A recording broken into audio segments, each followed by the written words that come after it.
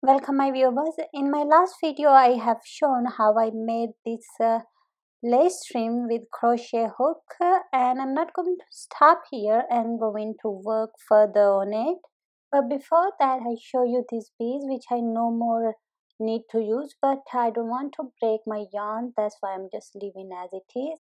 So let's move on. After crocheting a couple of times, I'm going to end this second layer of crochet lace trim.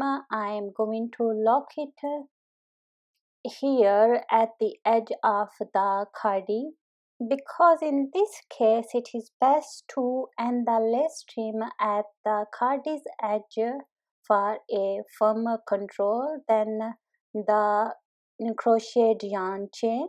So after ending this second layer, crochet once, here you see I have come from this side to here. Now I'm going to flip it to the other side like this. So now we will start at the point where we ended and go this way. Okay, then let's start. Here I don't need to start the actual pattern, so I'm just going to crochet a couple of times, and the loop where we added bead we're going to create a flower. So here I will wrap the yarn around the crochet once and pass it through this chains link like this. Now catch the yarn, so you have 3 rings on the crochet. So let us catch one more time and pass through the 2 rings, then once again like this. Once again I show you, wrap the yarn, pass it through the same loop, then catch the yarn, and here you have 3 rings. So catch one more time and see. So this way you are extending it vertically. So this way our chain will stand high, then stick in with the lower layer. Every time I'm crocheting, I'm passing through the same loop, and I will do this 6 times. So you see how I'm doing it this way. I am creating a Chinese fan like shape, and you can see the crochet chain is forming at the edge of this semicircle. So here this is our 6th and last turn. So see the shape. Now I'm going to crochet one more time and check does it reach the next bead loop or not. I need to crochet one more time, and now it is easily reaching the next bead 1 loop. So here I'm just going to lock it at the lower layer. That's why I didn't wrap the yarn on the hook before I did that. So this is how it will be attached.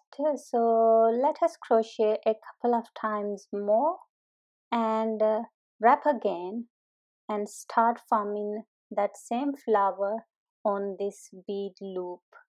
So what exactly I'm doing, I am skipping 1 bead loop for making the flower.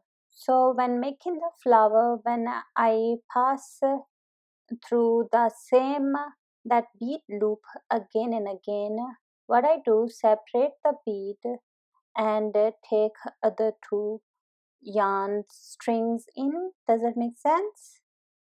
Like this.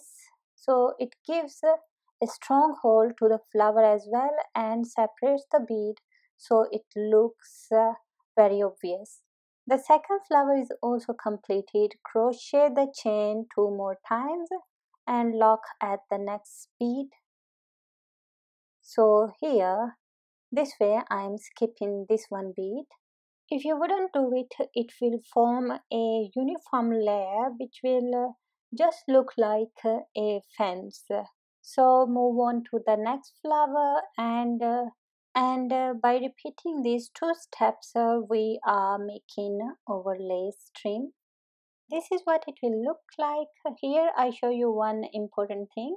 When you want to take a break and want to stop your work, pull the yarn the way I did and knot it just like I'm doing. See, and this way it wouldn't undo over lace and you can leave it without worrying about it. And when you want to resume your work, just take a crochet and pull the yarn from the last loop. Like this, it opens or unties and you can carry on your work.